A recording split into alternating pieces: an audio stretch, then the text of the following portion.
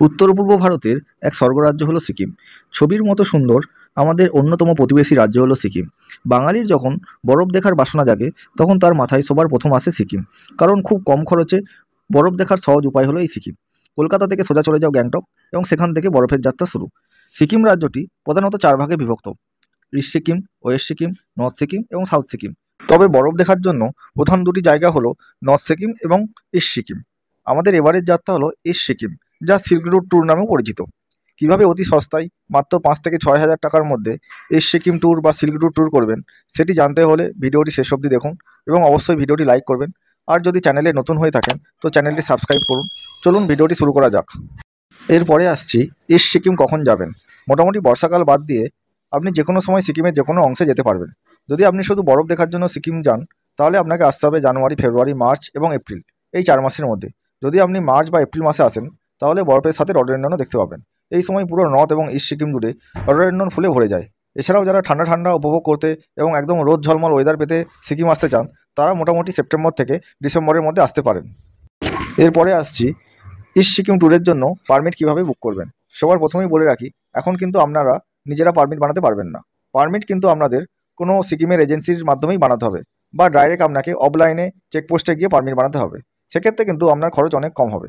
Permit আপনারা দুভাবে বানাতে পারেন। প্রথমটি হচ্ছে আপনারা নিজেরা 3 মাইল চেকপোস্টে চলে যান, সেখানেই পারমিট বানিয়ে নিন এবং খুব অল্প খরচে আপনাদের সেখানে পারমিট হয়ে যাবে।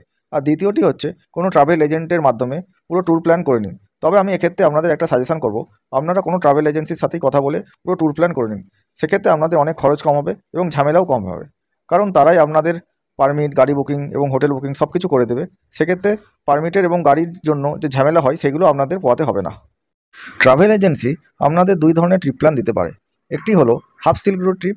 সেক্ষেত্রে আপনাদেরকে শিলিগুড়ি থেকে গ্যাংটক হয়ে ছাঙ্গু লেক, নাথুলা, বাবা মন্দির হয়ে আবার আপনাদেরকে গ্যাংটকে নিয়ে আসবে। এবং অন্যটি হলো ফুল সিল্ক রুট ট্রিপ বা শিলিগুড়ি টু শিলিগুড়ি ট্রিপ।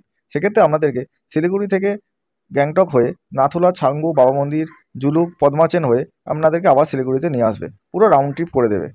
আমি আমার এক জানাশোনা বন্ধুর নাম্বার দিয়ে দিলাম, যে খুব কম খরচে এবং রিজনেবল রেটে আপনাদেরকে সুন্দর ট্রিপ করিয়ে দিতে পারে। আপনারা চাইলে তার সাথে যোগাযোগ করে নেবেন।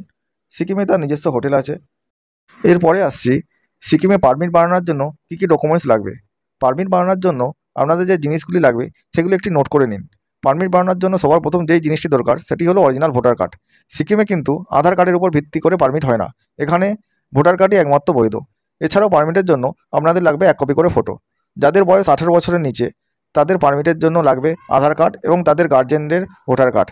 আর যারা নিজেরা বাইকে বা পার্সোনাল কারে করে সিকিম ঘুরতে চাইছেন তারা অবশ্যই গাড়ির original pollution paper, insurance, registration copy এবং ড্রাইভিং লাইসেন্স, এই জিনিসগুলো নিয়ে যাবেন। নর্থ এবং ইস্ট সিকিমে পারমিটের জন্য একটি ডিটেলস ভিডিও আমি খুব শীঘ্রই নিয়ে আসছি, যেখান থেকে আপনারা পারমিটের বিষয়ে সব কিছু ডিটেলস পেয়ে যাবেন এবং কীভাবে খুব কম খরচে নিজেরাই পারমিট বানাতে পারবেন সেই সব ডিটেলস নিয়ে একটা ভিডিও নিয়ে আসছি। এবার আসছি সিল্ক রুট ট্যুরের জন্য আপনাদের কত টাকা খরচ হতে পারে। সবার প্রথম আপনাকে কলকাতা থেকে আসতে হবে শিলিগুড়ি বা এনজেপি, যার জন্য ট্রেনের আপনাদের স্লিপার ক্লাসের ভাড়া হচ্ছে 300 টাকা, এসি ক্লাসের ভাড়া হচ্ছে 800 টাকা। পরের দিন সকালে আপনাদের ব্রেকফাস্টের জন্য খরচ হবে 200 টাকা এবং শিলিগুড়ি থেকে গ্যাংটক পৌঁছানোর শেয়ার গাড়ি বা বাসে করে গেলে ম্যাক্সিমাম আপনাদের 500 টাকা খরচ হতে পারে। রাস্তায় আপনার লাঞ্চের জন্য খরচ হবে 200 টাকা এবং সিকিমে গিয়ে পারমিটের জন্য খরচ হতে পারে 1000 টাকা এবং হোটেল খাওয়া দাওয়া সহ আপনার খরচ হবে 1500 টাকা। পরের দিন গাড়ির জন্য আপনার খরচ হবে 1000 টাকা এবং রাস্তায় খাওয়া দাওয়ার জন্য 200 টাকা এবং জুলুকে গিয়ে হোটেল খাওয়া দাওয়া সব আপনার নেবে 1500 টাকা। তৃতীয় দিনে আপনার জুলুক থেকে শিলিগুড়ি আসতে খরচ হবে 1000 টাকা এবং খাওয়া দাওয়ার জন্য খরচ হবে 300 টাকা। টোটাল আপনার প্রায় 6500 টাকার মধ্যে দেখবেন সিল্ক রুট ট্রিপ হয়ে গেছে। প্রথম দিন আপনারা চলে আসুন হাওড়া বা শিয়ালদা স্টেশনে। সেখান থেকে উত্তর বাংলা এক্সপ্রেস, দার্জিলিং মেল বা কাঞ্চনকন্যা ট্রেনে চলে আসুন শিলিগুড়ি বা এনজেপি স্টেশনে। দক্ষিণবঙ্গ থেকে উত্তরবঙ্গ যাওয়ার জন্য ট্রেনের টাইম টেবিলটা আমি আপনাদের কাছে শেয়ার করলাম। তবে বেস্ট ট্রেন হলো কাঞ্চনকন্যা, পদাতিক এবং উত্তরবঙ্গ এক্সপ্রেস, যেগুলি আপনাকে আনুমানিক 8 থেকে 9 ঘন্টার মধ্যেই পৌঁছে দেবে এনজেপি বা শিলিগুড়ি জংশনে। যদি আপনারা ফ্লাইটে করে আসতে চান তাহলে আপনাদের আসতে হবে বাগডোগরা এয়ারপোর্টে বা প্যাকিয়ং এয়ারপোর্টে, যেটি সিকিমে অবস্থিত। আর যদি আপনারা ট্রেন না পান তাহলে আপনারা খুব সহজেই বাসে করে শিলিগুড়ি আসতে পারেন।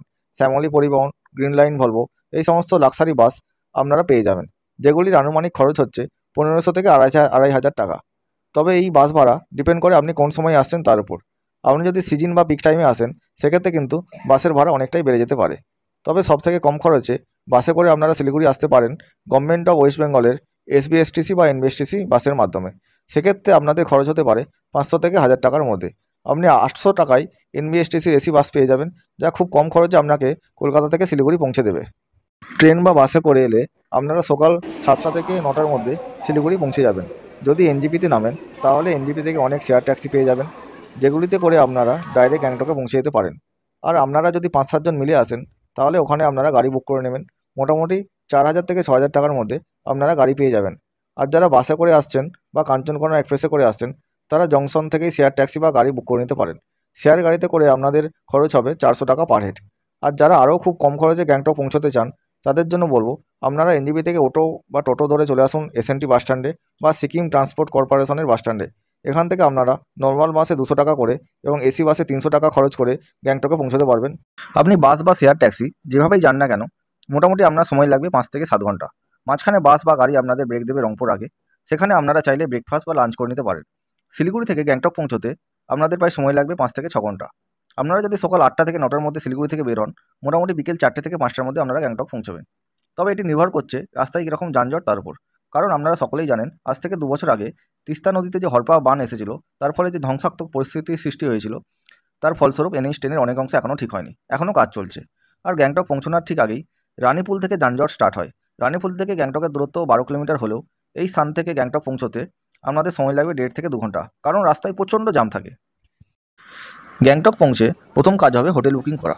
মোটামুটি 1000 থেকে 1500 টাকার মধ্যে খাওয়া থাকা সহ হোটেল পেয়ে যাবেন। হোটেল বুকিং করে ফ্রেশ হয়ে যান এবং সন্ধ্যায় চলে আসুন এমজি মার্কেটে। এমজি মার্কেট আশেপাশে অনেক ট্রাভেল এজেন্সি পেয়ে যাবেন, যেখান থেকে আপনারা চাইলে পারমিট এবং পরের দিন ঘোরার জন্য গাড়ি বুকিং করতে পারেন। পারমিটের জন্য আপনাদের খরচ হতে পারে মাথাপিছু 1000 থেকে 1500 টাকা এবং গাড়ির জন্য খরচ হতে পারে পার ডে 4000 টাকা করে। পারমিট বানানো হয়ে গেলে আপনারা চলে আসুন এমজি মার্গের সৌন্দর্য উপভোগ করতে।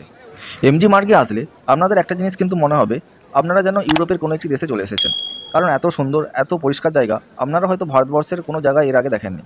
আপনারা চাইলে এমজি মার্গ থেকে কেনাকাটাও করতে পারেন। তো আমি সাজেস্ট করব আপনারা জিনিসপত্র এমজি মার্গ থেকে না কিনে ফেরার সময় শিলিগুড়ির বিধান মার্কেট বা হংকং মার্কেট থেকে কিনতে পারেন। সেক্ষেত্রে দাম কিন্তু আপনার অনেক কম পড়বে। গ্যাংটকে কিন্তু জিনিসপত্রের দাম তুলনামূলক একটু বেশি। ঘোরাঘুরির পর আপনারা হোটেলে চলে আসুন এবং ডিনার করে ঘুমিয়ে যান। পরের দিন সকাল 8টার মধ্যে আপনারা রেডি হয়ে যান ইস্ট সিকিম বা সিল্ক রুটের উদ্দেশ্যে। দ্বিতীয় দিনে গাড়ি আপনাকে নিয়ে যাবে ছাঙ্গু লেক, নাথুলা, বাবা মন্দির হয়ে জুলুকে। দ্বিতীয় দিনে রাতে আপনাদের থাকতে হবে জুলুকে বা নাথাং ভ্যালিতে। তবে আমি সাজেস্ট করব আপনারা জুলুকে থাকুন, কারণ নাথাং একটি ভ্যালি হয়, এখানে তাপমাত্রা কিন্তু অনেক কম থাকে। রাতের দিকে এখানে তাপমাত্রা কিন্তু প্রায় -5 ডিগ্রিতে নেমে যায়। তাই বলবো আপনারা নাথাং ভ্যালি পেরিয়ে জুলুকে নাইট স্টে করুন। দ্বিতীয় দিনে যে জায়গাটিতে সর্বপ্রথম গাড়ি আপনাদের নিয়ে যাবে সেটি হলো ছাঙ্গু লেক বা তজমো লেক। যাওয়ার পথে রাস্তায় দেখবেন কীভাবে আঁকাবাঁকা পথ দিয়ে খুব উপরে উঠে যাচ্ছেন। রাস্তার সৌন্দর্য আপনাকে মুগ্ধ করবেই করবে। আস্তে আস্তে যত উপরে উঠবেন আপনি দেখতে পাবেন তাপমাত্রা একটু একটু পরে কমতে থাকছে এবং একটু একটু করে আপনার বরফের দর্শন শুরু হবে। আপনারা অবশ্যই অক্সিজেন সিলিন্ডার, কর্পূর, কোকা-40 এসব ওষুধ নিয়ে যাবেন, কারণ নাথুলা পাস প্রায় 4000 মিটার উচ্চতায় অবস্থিত। তাই এখানে গেলে আপনার শ্বাসকষ্ট হতে পারে। তাই অবশ্যই আপনারা একটি অক্সিজেন সিলিন্ডার, কর্পূর, কোকা-40 এসব নিয়ে যাবেন। ধীরে ধীরে আপনারা সামনের দিকে এগোবেন, দেখবেন বরফের চাদরে মোড়া রাস্তা শুরু হয়ে গেছে। গাড়ি সর্বপ্রথম আপনাদের নিয়ে যাবে ছাঙ্গু লেকে। ছাঙ্গু লেকের নৈসর্গিক সৌন্দর্য আপনাদের অবশ্যই মুগ্ধ করবে। আপনারা চাইলে ছাঙ্গু রোপওয়েতেও চড়তে পারেন, সেক্ষেত্রে আপনাদের মাথাপিছু খরচ হবে 400 টাকা করে। এছাড়াও আপনারা চাইলে চামড়ি গাই বা ইয়াকে চড়তে পারেন এবং ছবি তুলতে পারেন, সেক্ষেত্রে আপনাদের পার হেড 100 টাকা করে নেবে। এরপরে আপনারা আস্তে আস্তে আরও উপরে উঠতে থাকবেন এবং পৌঁছে যাবে নাথুলা পাস বা চায়না বর্ডারে। নাথুলা পাসে খুব সাবধানে চলাফেরা করবেন, কারণ নাথুলা পাস প্রায় 4000 মিটার উচ্চতায় অবস্থিত। তাই একটু বেশি ছোটা দৌড় করলেই এখানে শ্বাসকষ্ট শুরু হতে পারে।